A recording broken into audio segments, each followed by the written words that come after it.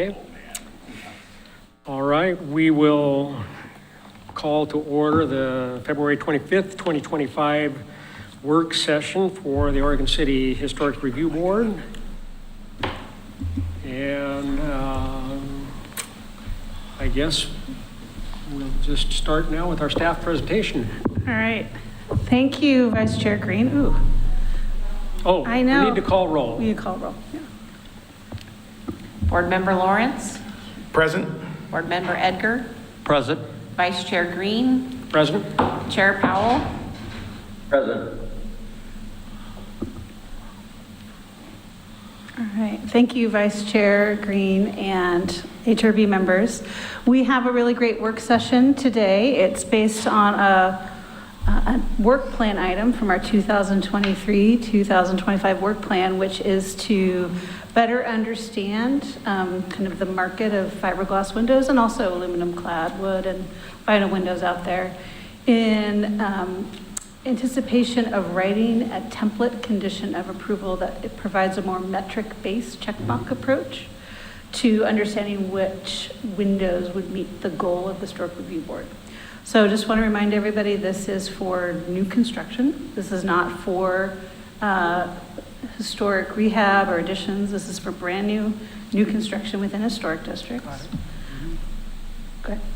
Our existing policy does allow fiberglass windows for Historic Review Board new construction guidelines. And really the goal tonight is to have a conversation back and forth, talk about policy. What we don't want to do is get down into so much detail. We're not writing the condition tonight. We're not providing, I like that window, I don't like that window. I like a 2/4 reveal, I don't like a, 1 3/4. We're not getting down to that technical. That's Kristen's job to help translate. And imagine, if you will, I have a little button that is the too technical button I may press if we kind of spiral into a little bit too much detail and we're looking at a time like, if we can provide direction for Kristen to come back at an April or March meeting with a draft red line based on what you say, what we want to see, what we don't want to see, that's really what we're paying Kristen to translate that into a technical condition of approval. Okay. So I'm going to hand it over back to Kristen Miner, and she does have some guests in the audience, and we have a show and tell tonight. And she'll be asking you some questions as we move forward to get your policy direction. Thank you, Christina.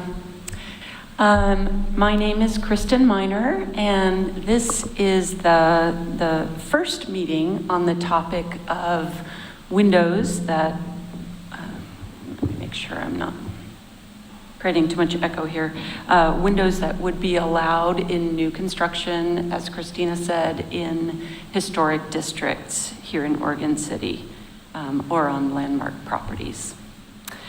So in addition to myself, tonight we have 2 window reps who lugged windows here and talked to me at length and have done all of this work just to kind of make sure that you understand their product. So Patrick Lawton from Pella and Michael Lieber from Marvin, they definitely will be available for questions, and I'm going to also have them come up when we're ready to physically, kind of mill around and look at the window samples here, and they can tell you what exactly they have for you to look at. In terms of the agenda tonight, I think I envision this going that I'm speaking to you for probably 15 or 20 minutes, and then we'll go ahead and look at the samples, and then with you back at the dais so that we're all mic'd up and on the record, we can have questions for me and for the window reps. If a question does come up and we're down here looking at samples, we can kind of get that figured out if we have to. But and then finally discussion of my questions for you so that you can give me guidance. Right. Okay. Let's see, the questions that are going to be asked of you are in the memo, which you all received, and I'll ask that they be put up on the screen here in a little while.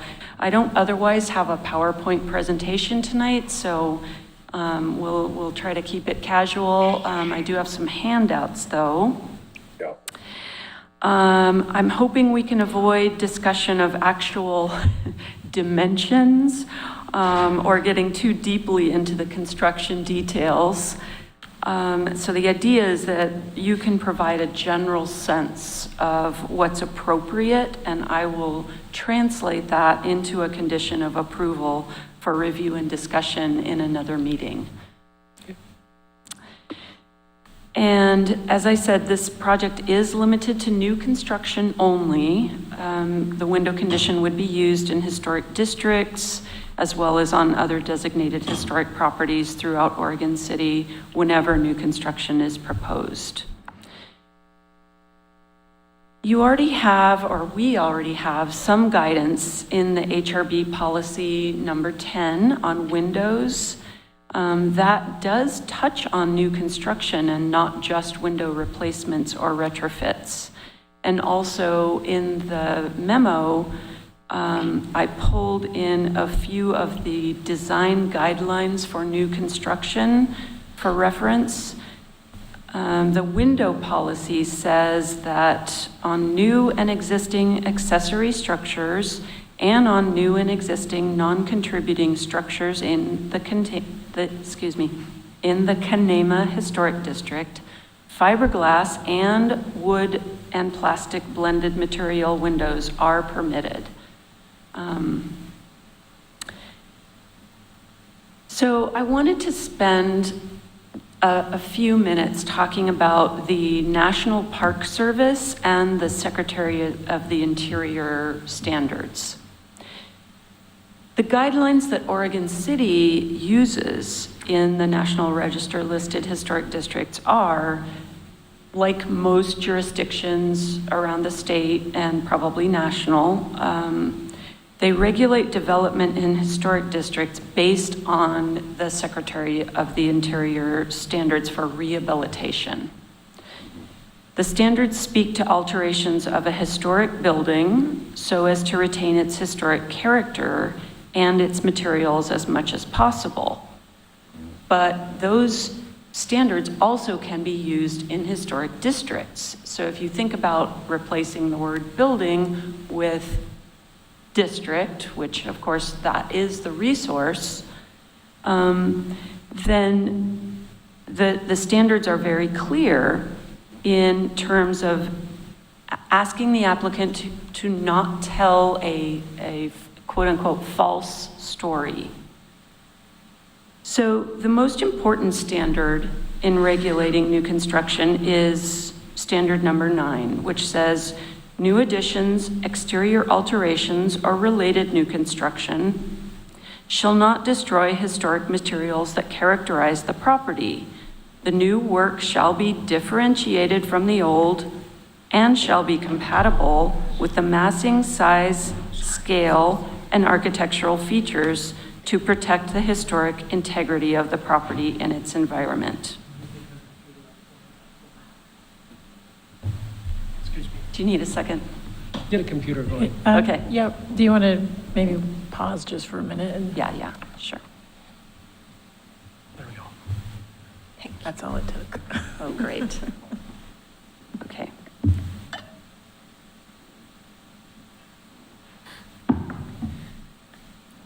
So when we consider that set of standards for rehabilitation, it's clear that the foundation of good preservation practice is to achieve compatibility with most of the larger attributes of the new construction or the alteration. In other words, size and height, general proportion, things like that, while also at the same time looking to provide clues to the observer that this is not actually historic construction. So windows can be one way to do that. And they're, at that kind of smaller size than the larger attributes of new construction. And so windows can be one way to strike a good balance between compatibility and differentiation. Now, I'd like to talk a little bit about a few of the handouts that you received. So the first one I'm going to talk briefly about is this Windows terms handout, and it's the one with the photographs on the front. The images on this page I used in my University of Oregon class on doing architectural surveys. And I wanted students to be able to identify historic and non-historic windows when they're doing a survey. It takes a while sometimes to recognize what are those components and how to look for them. For the purposes of our discussion tonight and for the HRB, aside from a few pieces of terminology that you probably already know, such as drip cap and sill, you can see how traditional wood window features developed to keep water out. So some of those attributes are projecting trim, that has a water edge for water to drip off of, lapped construction, and insetting the window into the wall. All of those served the purpose of keeping water out. But of course, today, we have windows that are made of all different materials. So while those attributes are often still important in wood construction, they become a lot less important in keeping water out if you have a window made of fiberglass, say, or vinyl. You still want to keep water out of the wall itself, but the window becomes a little bit more impervious.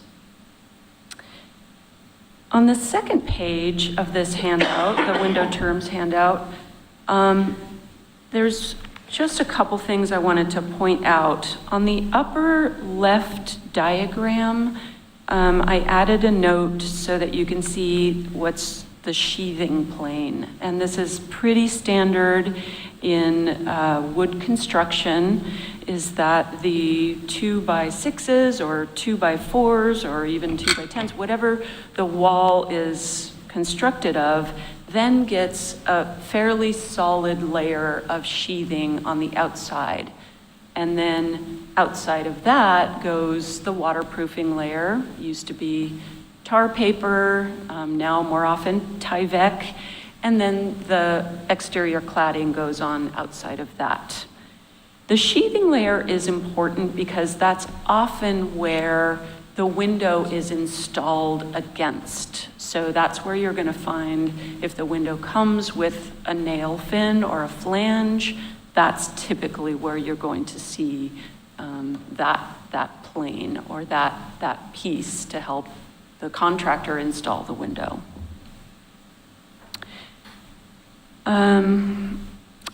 Let's see. So one thing I wanted to mention with this sheathing plane is one aspect we're going to be looking at and discussing tonight is the depth of the window in the wall.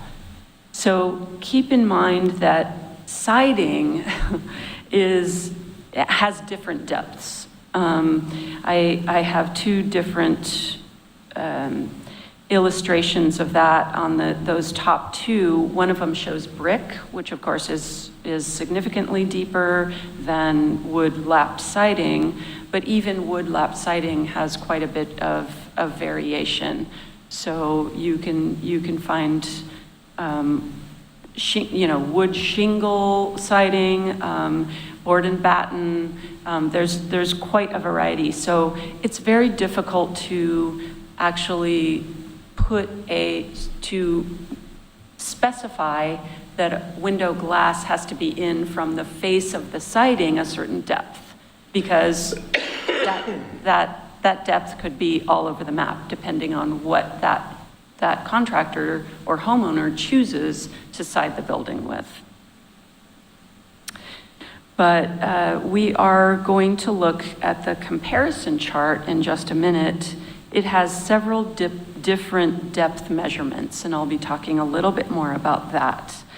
But there are also ways to change the window depth in the wall in some cases. Okay, the next handout I would like to refer to is the Windows comparison sheet. And you all hopefully got an updated sheet in front of you tonight. It just has a few updated numbers within it, but I want to make sure that you have the most accurate one. Now we're focusing on fiberglass windows here, which is why there's a dark line around kind of the middle of the sheet, is because those are all fiberglass lines, although I did include, Anderson has a Fibrex material that I included kind of in this center area, partly because I saw that in Oregon City's window bulletin that there is an allowance for that wood combination vinyl material, and that's basically what this Fibrex is. I'm afraid I don't have a sample of that for us to look at tonight.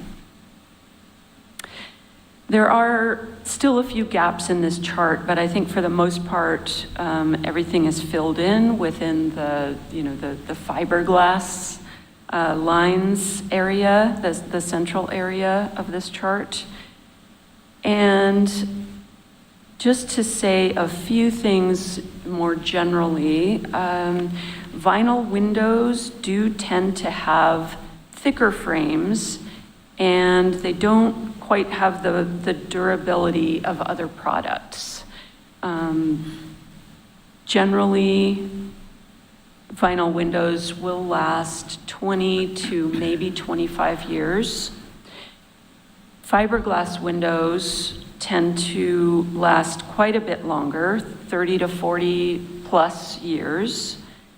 And wood, unless you can get maybe from Rebuilding Center or something, unless you can find some old growth windows, which could last sometimes 100 years and more, we're seeing in old buildings. Newer wood windows, however, tend to last approximately 40 years. That's just a sort of industry-wide guess. Let's see, what else? I did also want to say about vinyl windows that the Pella vinyl window listed here on the chart is more durable and more profiled than the product that I showed on the illustration on the front of this window terms sheet. So this is more of the most inexpensive vinyl window you can buy from a big box store. So there are some differences, and vinyl windows definitely have been improving. So we could talk about that if you'd like. I don't want to start getting too deep into the numbers on this comparison chart, but I wanted to point out a few things. Why don't I talk about depth just for a moment? The column labeled glass inset is important because it gives you a sense of how far back the glass plane is in the wall of the building. If the glass and the sheathing, so again, if you want to refer to these sections here, so if the glass and the sheathing are approximately in the same plane, coplanar, then the siding will be forward of the glass, definitively. And trim can then be added to provide more depth and more shadow line as well. There's a final column in here that's cost. And of course, cost is difficult to pin down because you can customize your windows with so many different features or interior finishes or the operability affects these costs. So I recognize that the ranges are pretty big. This can definitely be questions for the two reps here tonight if that's something you want to understand more. But I tried to find cost ranges that included installation by the manufacturer, because they tend to give you a better warranty, and if a general contractor does it, these prices would be less, but you also, you run into a question of whether the owner wants to take that risk. So this might be a good point for us to invite both Patrick and Michael up to the front and to have us here looking at all the window samples that they have. And if you want to bring your sheet, that might help you because each of these is from a different line or, sort of, they're representing a different row on this sheet. So you might want to just note that or remember what you're looking at. So with that, come on down and take a look.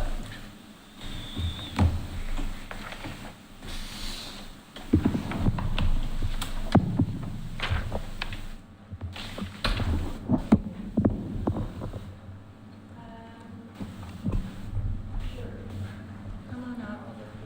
Yeah.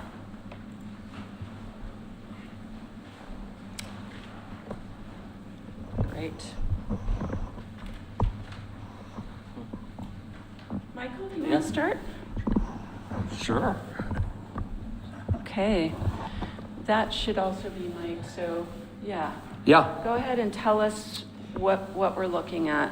so in front of you, you have what would represent two of the Marvin collections, two of the fiberglass collections. There is a third collection here that I did not bring today that is more of we call it modern. It's a much deeper frame profile, and it's not meant, it wouldn't fit into a historical application in any way whatsoever, right?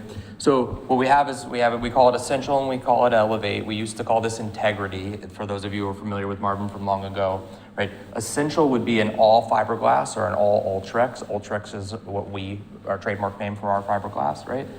And the Elevate line is a fiberglass or an Ultrex frame, which you can see pretty clearly in the corner samples here, right? So the actual structure and the exposed surfaces of this window are fiberglass, and there is an interior wood cladding that's about a 1/2 inch thick on the inside that sits away from the rough opening of the structure. So when this would be installed, you're out of that, you're not touching, wood to wood contact there. This would give a more, traditional look. This is our first fiberglass window we did develop in the 90s, and it came from our history of being a wood window manufacturer, right? So some of the profiles you're gonna see here will more closely mimic that, not exactly, right? It is a different substrate, a different material entirely, but that is where the wood interior comes from. The all Ultrex, the Essential window came in around the year 2001. Right, that is our all fiberglass option in this line. Definitely has less options if you want to think of it that way, right? As you move into the fiberglass and wood, you're going to have more options. One of the big limitations I think that needs to be noted is in this Essential line, that sash thickness is pretty thin, and the profile there's not much to it there. So there is no simulated divided light options there. That is only grills between the glasses, as we would call it there. If a simulated divided light was a priority, right, for the project, that product there would not fit our needs, right? We would be moving into this product here. I can't say much about it, but we will be launching an all fiberglass version of this product in early 2026 in our market. So profiles will all pretty much be exactly the same from what we're talking about today, but just think about an all fiberglass window with STL options. Yeah. I'm going to add just a note to that. So in this window comparison sheet, what Michael was talking about, so in the column that says multi-pane divisions available question, so if you go down and see that line that says Marvin Essential, it says spacers only. So that's what he was talking about, that you couldn't get the external grid in this line. So that is one of the questions that we'll be talking about, is what's appropriate for simulated divided lights. A double hung. In a double hung, all I see is this, how does a double hung appear to externally if somebody looks at it? Does it appear like a historic window? You're looking, this is the all fiberglass double hung right Yeah. here. So, I mean, it yes and no, right? This dimension is gonna be different, right? On a wood window, right, historical window, you're not gonna have a mitered frame corner, you're gonna have butt joints But there. and that one up there, This one up here still, this is the elevate line, right? So it's wood to the interior. You're gonna have a deeper setback. You're gonna have a glazing profile here, right? We would call this like a yeah, simulated but putty will profile. it come down in the butt just like this does? Yes. Okay, that's Yeah. what, it doesn't overlap. It's a true, when those two sashes, those rails will perfectly align with each other. Okay. If that's what you're asking. Yep. Yeah. What about the ultimate line? What do you want to know? Well, so, thank you. The ultimate line, so smaller mullions, wood traditional interior, fiberglass exterior, but really traditional double hung, on that ultimate line. But I don't see it here. Yeah, so I didn't bring the ultimate line. The ultimate line is not a fiberglass window. It would be either an all wood or an aluminum clad product. Yes, that is a very design and option oriented product, where if we wanted to get really deep into the details of matching historical applications, that would be the product I would want to be talking about, right? Because that's where I have a lot of additional, manufacturing capabilities, right? It's clad. But that's, It is a clad clad, or an all wood product. Yep. And there are aluminum clad wood lines up here at the top of the chart that. Yeah, the only reason I bring it up is that it's a, great product and Yeah. very historically accurate, I think. Oh, I agree, but we were talking fiberglass, so I Sure. just kind of left that off the list. And does that product with the exterior muntins, is that the only shape, or do you offer them with a flat shape? That was one of the questions, I think. This is currently the only shape Yeah. on So here. that's the elevate. This is the elevate, correct? Okay. Unless we went to the ultimate. Unless you went to the ultimate, then you're gonna have various widths and different profiles. Yep. Let's go ahead and take a look at the Pella samples too here. Patrick, take it away. Hello. So my fiberglass product is the Impervia. This is a pultruded fiberglass that's a polymer heat set resin. It's a very strong window. This is the only style of this window. It's not, I don't have options like they do over there. I would, as far as your question, I would utilize the Reserve product. That would be my comparable window to their Ultimate. And that's a wood clad. So just to answer that question.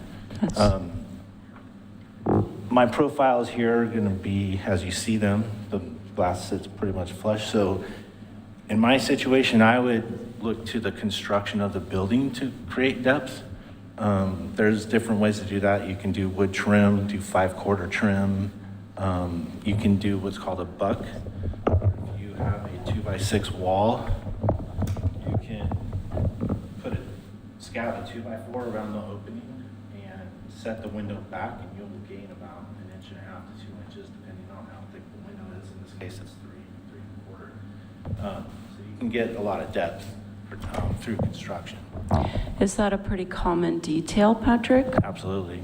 And is there a cost uptick? So you're talking about oversizing the opening 3 inches and then scabbing on a 2x4. That's minimal, and then the labor to do that. I'd say it's not a big deal at all as far as cost. Okay, thank you. Do these have like a snap-in nail fin or for new construction application? It sits in this accessory group right here. Okay, So my nail fin would sit back about 1.1 inches. okay, yep. And then I have an offset that can bring it out to 7/8. Yeah, which would not normally apply for more traditional look, yeah. Okay, so, Baked on finish.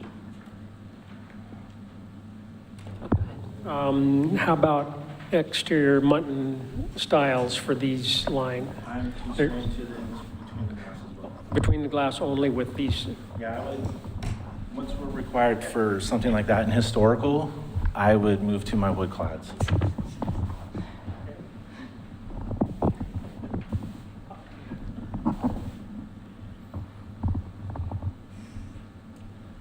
You know,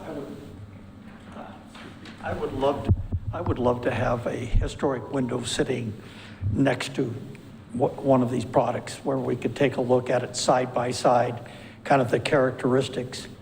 And when I rebuilt my house, I took an 1880 window directly to a shop and said, I want 40 like this in low E.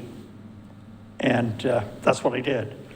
But they came out appropriate. Okay, but it was, I set the example right there about what was there.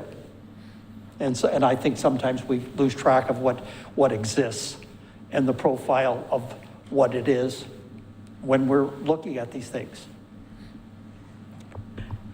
Tim, do you have any questions? No, I don't. I've got some thoughts, but we'll talk about that later. But I can see pretty well. Thank you for showing me those. I can see them from here pretty well.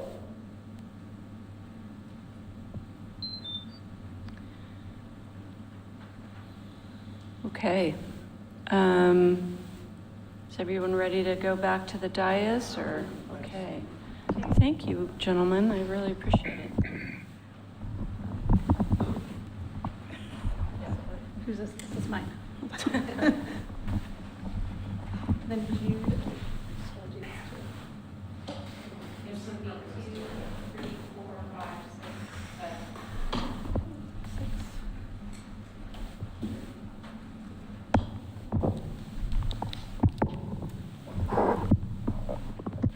Could you bring the questions up?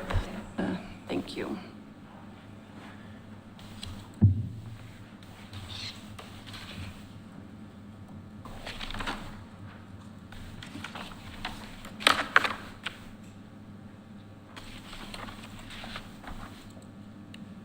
Okay.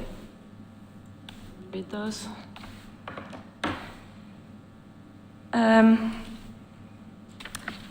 Before we dive into the questions that I've posed for you tonight, I did want to say that I have been a historic consultant for a long time. I've done work in Oregon and Washington. I did a design standards for the city of LeGrand a couple of years ago. And I bring that up because windows were a really big focus, and they were a big focus for LeGrand, particularly because folks being able to both paint and fix their own windows was a really big deal. Bigger than it would be in, where we live in sort of the, I-5 corridor where we can easily get somebody out to fix our windows. And so it is important for each jurisdiction to really think about what's important in setting the standards for what's right for you. I was also the chair of the Portland Landmarks Commission for 5 of my 8 years on the commission, and I've done quite a bit of tax credit work. And I do have some recommendations on the questions that I'm asking you. And that doesn't necessarily mean that my recommendations are right for you, but I do think, it's helpful for me to tell you where I'm coming from on all of these questions. Ultimately, of course, it is your direction that will shape the window's condition for Oregon City.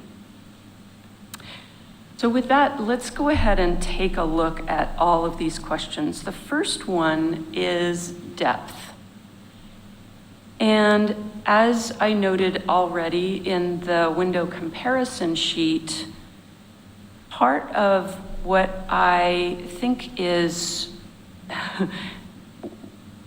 important when you look at new construction is that windows that sit sort of outboard from the wall look out of place.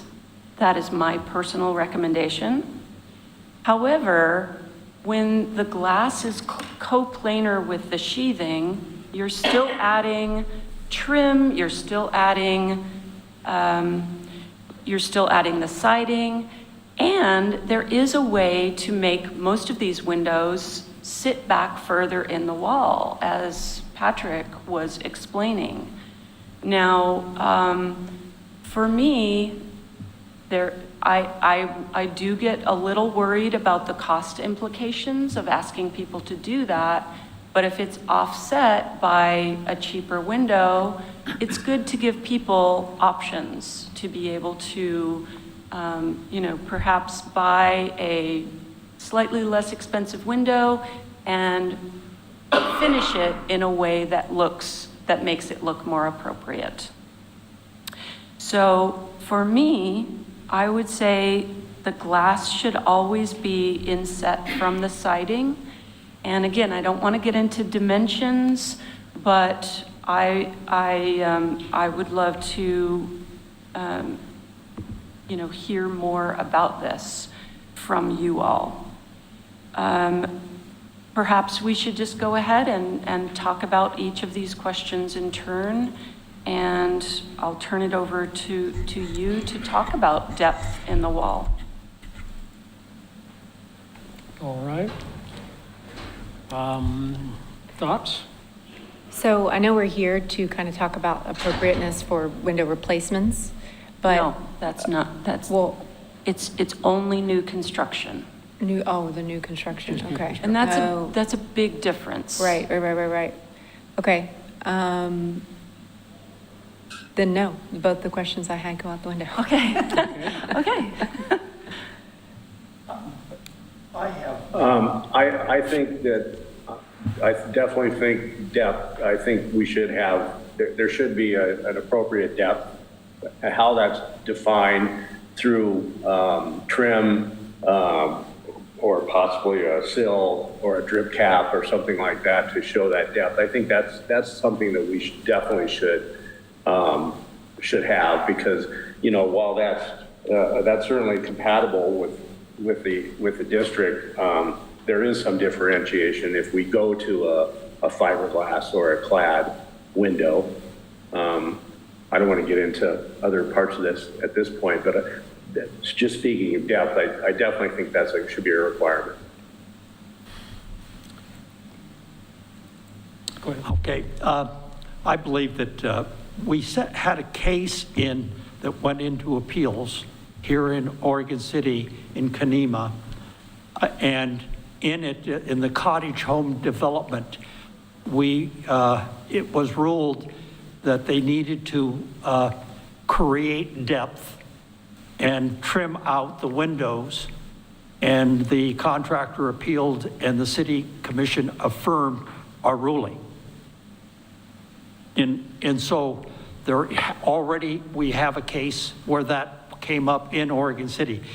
But within this, one of the biggest problems we see is just inappropriate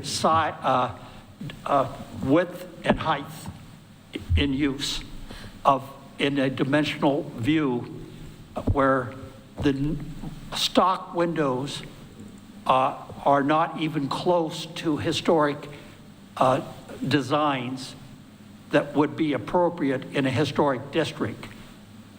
And so that's inherently been a problem with what they come up. So all of a sudden you have a square window, or one that's more horizontal than it is height. And that's just absolutely the opposite. So normally on a historic windows around in our areas, they're on they're a 1 to 3, 1 width to 3 height. Okay, I think what you're bringing up then is maybe pertinent to question 7, something else, because I hadn't really flagged the dimensions of the window.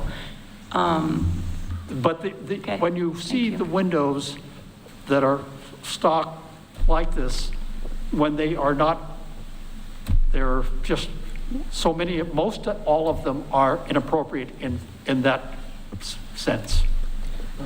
I'm just doing a quick time check. It's 6:42, so we need to get through the next 6 questions. So I don't want to rush you, but I want to make sure we get through all of the questions tonight. So we're kind of going through these questions one by one. Any comment on that first one there as far as the placement of the glass? No, none. I have a struggle with it myself because, as I looked at the questions in general, I was trying to resolve in my mind how authentic should the end result appear to the product that was the time period of significance. And in the preservation community, which is, I'm relatively new to it, seems like some differentiation is good and perhaps important. So in particular with this one, I'm concerned, so I guess I would say realizing that some differentiation from actual authenticity, in my mind I was grappling with what makes a product appear artificial versus authentic. So dimensions is certainly part of it.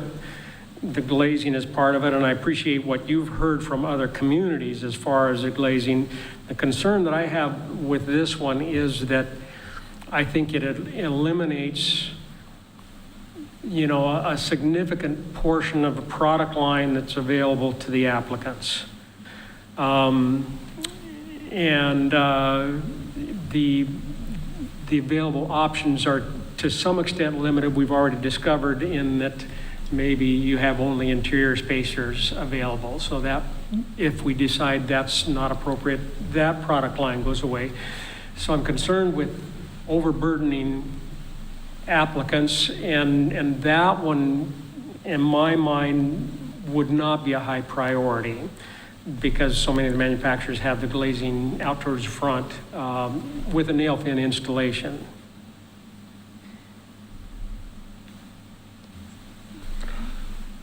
Yeah, I think that when we're talking about new construction too, we've talked about this a little bit before, but there are different schools of thought, right? But the kind of the definition of new construction as opposed to the preservation of older buildings is that you should differentiate.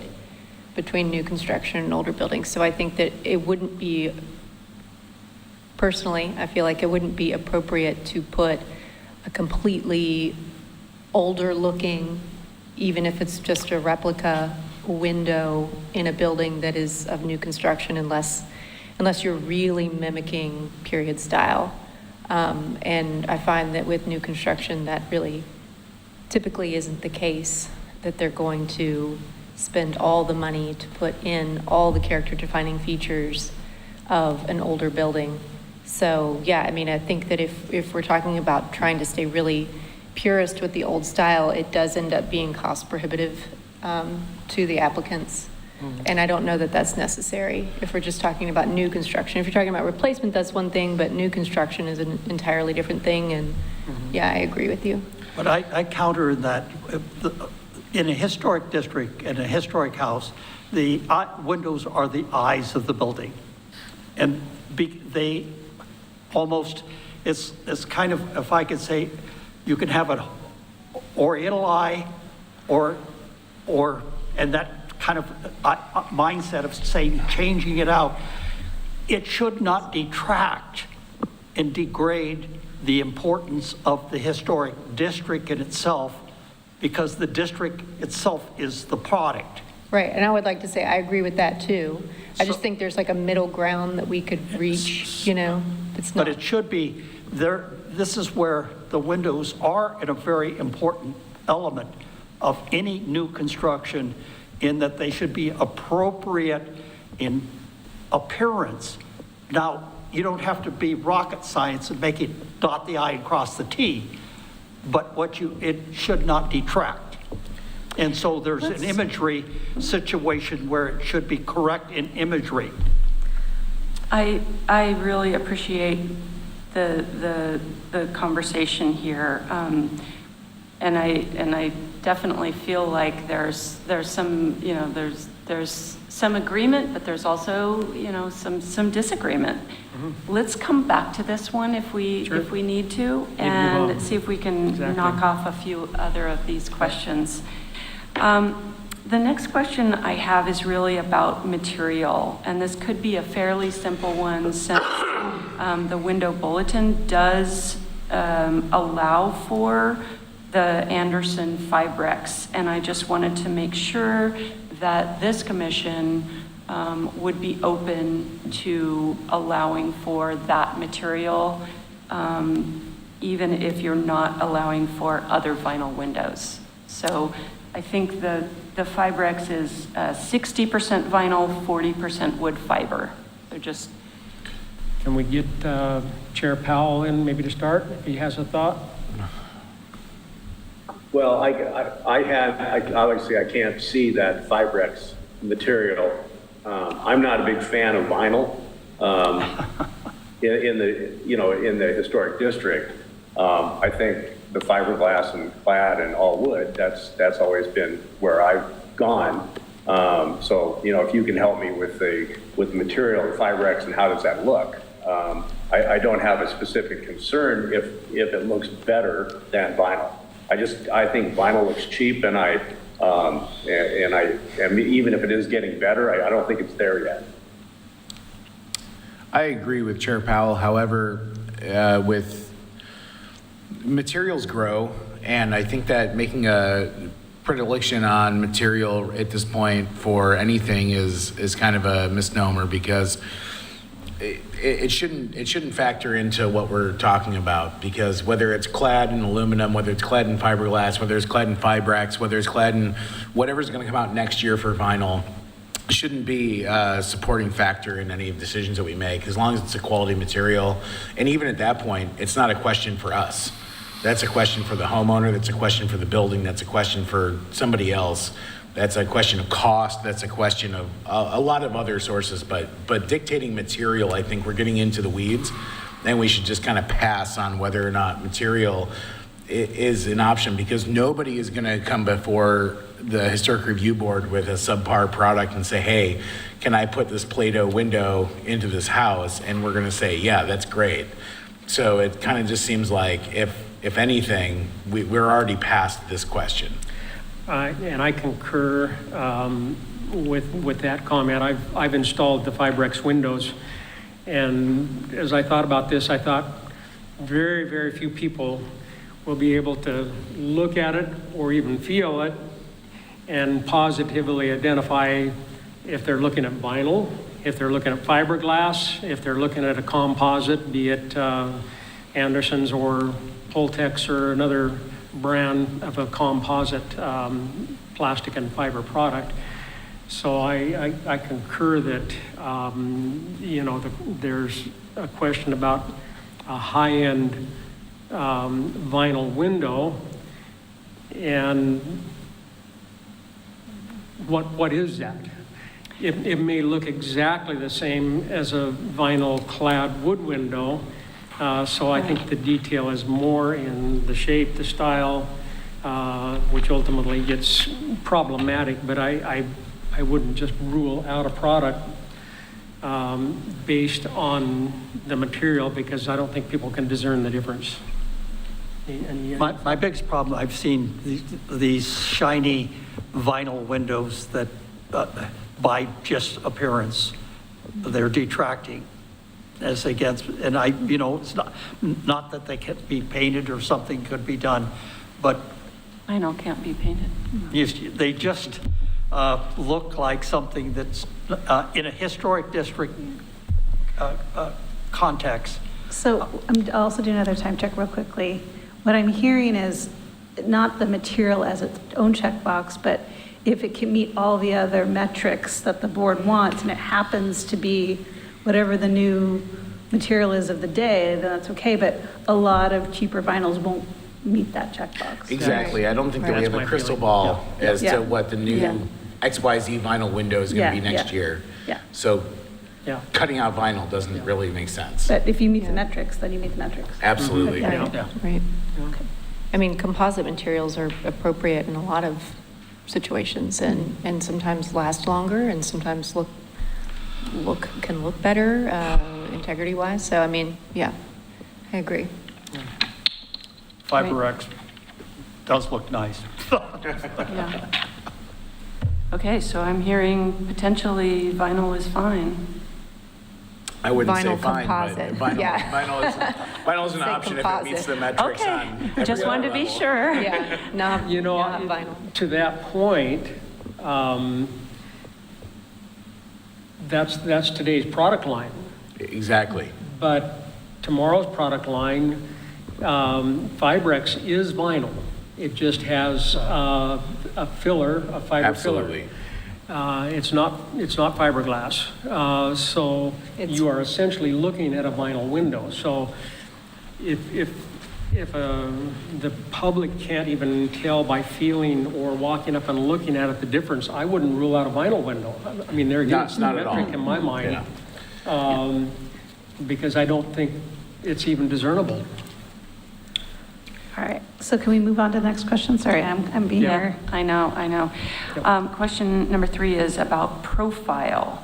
There are shadow lines, discussed in the standards or the guidelines, and I wanted to hear whether, kind of what the flatness cutoff for you is. Are you, does it have to have at least one step back? Does that sort of answer that sufficiently for all of you? Or is it a question of, again, insetting a fairly flat frame into the wall? I think I heard that you don't necessarily need for windows to be inset. Well, if we're looking at new construction, you're going to be by code on a 6-by wall on an exterior. So if we have a window that, as the Anderson rep was saying, was set back onto a 2-by-4 frame, you're going to have a 2 to 3 inch setback on the exterior of the house no matter what. We can't predicate what happens inside the home. It would be awesome if we could say that every window has to have a interior jamb and jamb extension, and it's going to be great. We can put plants on it and all these things. That's not something that we can talk Right. about. But on the exterior of the home, even on new construction specifically, if we have a 6-by exterior wall and a 2x4 casement on a window, even if it's one of the flat windows, we are building in that setback.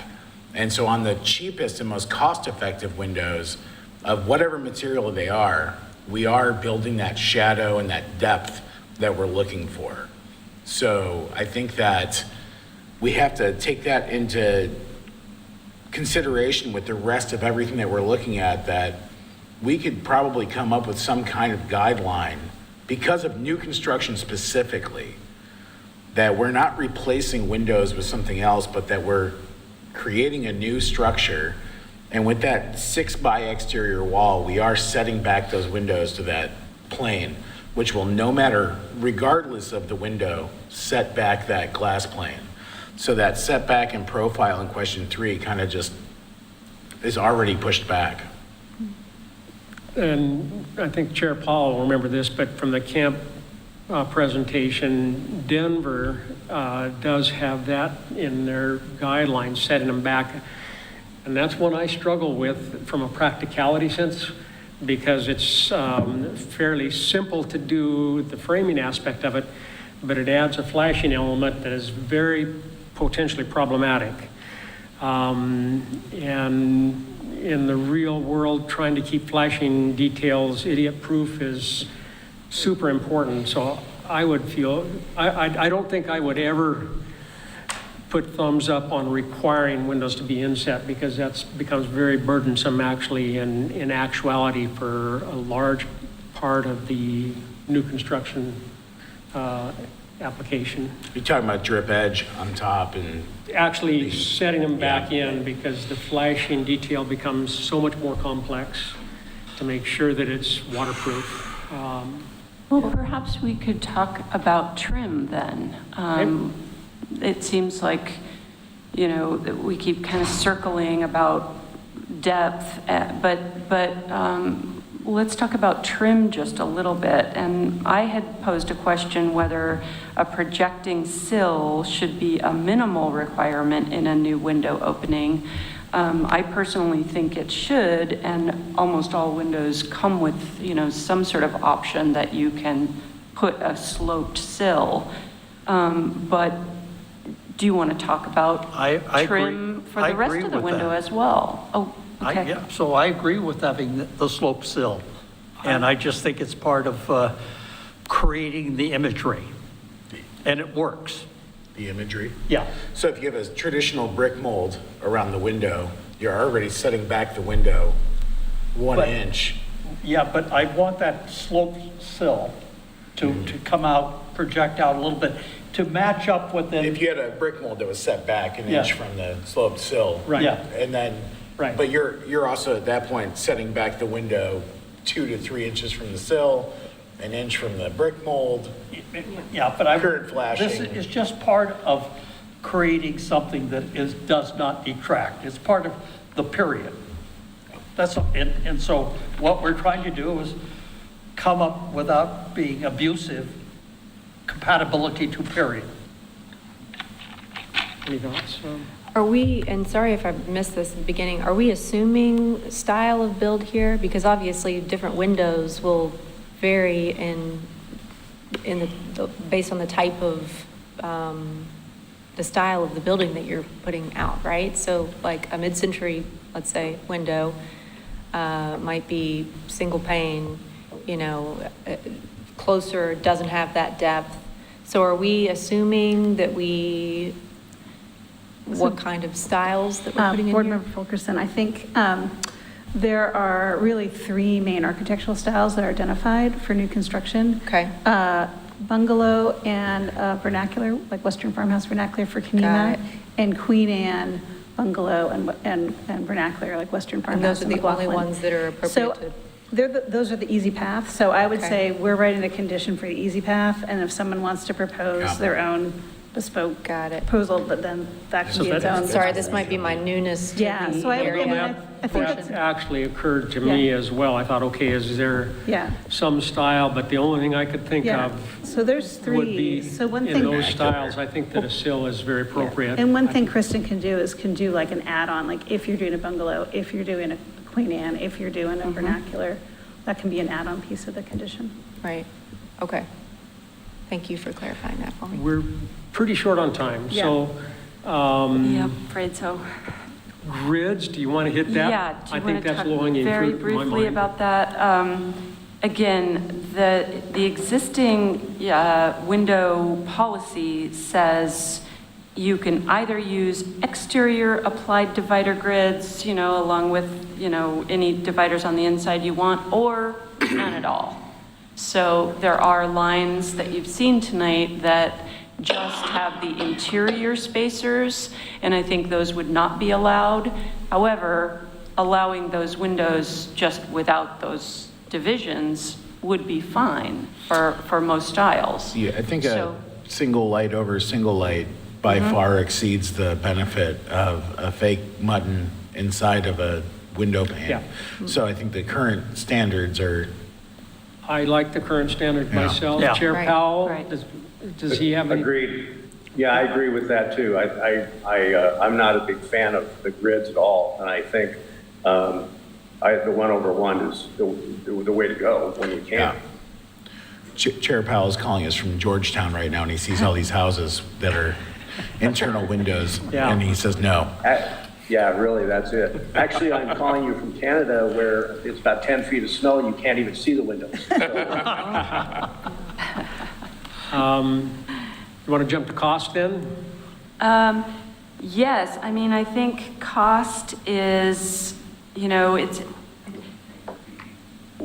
we're not going to be predicating windows on a specific cost. That is, we're trying to make the burden of doing nice windows less costly on the homeowner. Yep. So I guess I would tell you what I've heard tonight, which is that cost has come up a couple of times with the other attributes that we've talked about, and the majority of you, I believe, don't want to place too great a burden because of cost, which I think is answering this question. I don't know if you would like to talk more about that. So let me ask Christina this, in that we are running over time, and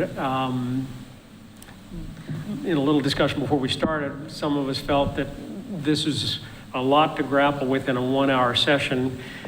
I personally came wanting to learn and then refine my opinions and so forth, and I had made notes on kind of where I initially am on these questions, and I think you've been hearing that. Would it be appropriate that each of us as board members in the next couple of weeks, let's say, email you any thoughts we have that you can share? Yeah, Kristen will come back in March, and we could do the March meeting as really a clarification of approach, and I can work with Kristen on, maybe thoughts on how best to think about the metric, Okay. way. So maybe not fully sharing the red lines, but maybe clarification of what we heard, and then you can send those to me, and I can forward those on to Kristen, and then we can get kind of confirmation back at the March meeting. Does that work for everybody? I think that's a great idea, because cost is a tremendous factor in this. And if we're talking about doing a single above single as a baseline, then we're cost effective. Right. If we're talking about the Marvin Ultimate line, where we can do 5/8 inch mullions, and we can, dictate Right. all these things and do a Right. 6/1 and even do false, I mean, there's so much into it that we really don't want to dive into this right now. So I guess for our consultants' benefit, if we can take what we've gleaned so far, and to the extent each of us want to email you, either addressing these questions. Yeah, actually, I would love, and I'm happy to even send an email BCC'd out with all the questions written down, so you don't have to rewrite them. And then even just send me your thoughts for each question, and I will great. forward those No, to... run that by me again. Oh, look for an email from me tomorrow with the questions in an email, and I'll Okay. BCC the board. And then the board can respond back to me with their kind of individual thoughts. Okay. I'll collect them, give them to Kristen, she'll kind of digest them, and in the March meeting, we'll just provide an update and maybe a confirmation of the That would- approach. Yeah, that would give us a chance to share thoughts that we kind of refine now that we've heard this, so that you can kind of consolidate it and go from there, and then, And I recognize that not everyone is going to be on the same page. You know, Right. there's going to be a difference of opinions. Right. But if I can come forward with the majority opinion, then I will do my best. right? I would really like for the manufacturers to be a little bit more sensitive to imagery of what is a historic window going into a historic district, how it looks. And I just find that when I see them, too many of them going in, I don't like what I see. So it's not like we're winning the war. And I would like to see some change in making sure that they understand doing business in Oregon City in historic districts, that it should be appropriate. Thank you. Okay, There is some pellet information if anybody would like to take it home, and I think I could get some Marvin information for you too. I don't want to be prejudiced here on that. okay. But I'm going to let the reps come and take the windows if you all have any Absolutely. We'd like to final thank the reps questions. for coming in tonight. Thank you Yes. very much. Thank you. So with that, Christina, then, they need to get their product out? Yep. Is a 5-minute break still Yep. doable? So we And need then, to so adjourn this work session and then take a 5-minute break. Thank you. We will adjourn the work session, and then we'll reconvene, let's say, at 6:10. 7:13.